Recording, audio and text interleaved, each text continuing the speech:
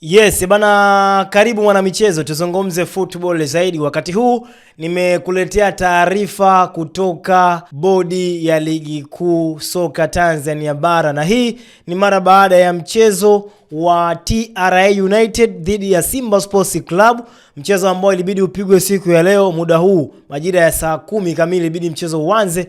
Mchezo huo umeghairishwa, na sababu kubwa ambayo imepelekea mchezo huo kughairishwa ni mvua kuwa kubwa, lakini pia mvua ambayo imeharibu eneo la kuchezea kwa maana ya pitch, na sheria ya mpira wa miguu inahitaji mpira udunde. Kama mpira unadundishwa haudundi, basi hapo mpira hauwezi kuchezeka, na kitu ambacho kimetokea katika mchezo huo kupelekea kughairishwa. Zikakaa pande mbili, TRA pamoja na Simba Sports, wakakubaliana mchezo huu ughairishwe na utapangiwa siku nyingine na mamlaka husika. Kwa hivyo kuanzia hivi sasa, taarifa muhimu ambayo inasubiriwa ni taarifa kutoka bodi ya ligi na TFF, kwa maana ni siku gani na wakati gani mchezo wa TRA United dhidi ya Simba Sports Club utachezwa.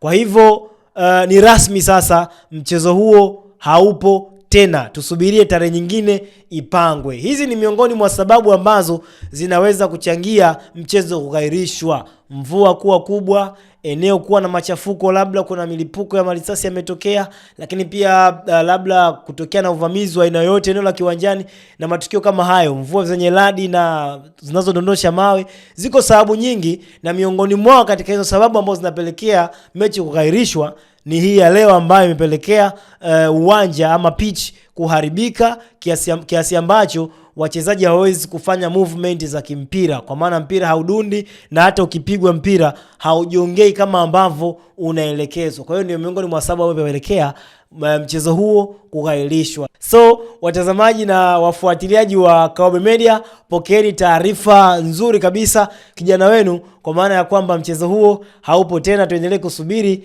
pale ambapo bodi ya ligi watatangaza mchezo huo utapigwa lini. Pole kwa wale ambao ni wadau na wapenzi wa football kwelikweli, ambao walikuwa tayari wametega macho yao na masikio, wengine wakitaka kusikiliza kupitia redio mbalimbali, wengine wakitizama na kusikiliza kupitia runinga. Isivyo bahati, mchezo huo haupo tena. Poleni sana kwa wapenzi wa soka.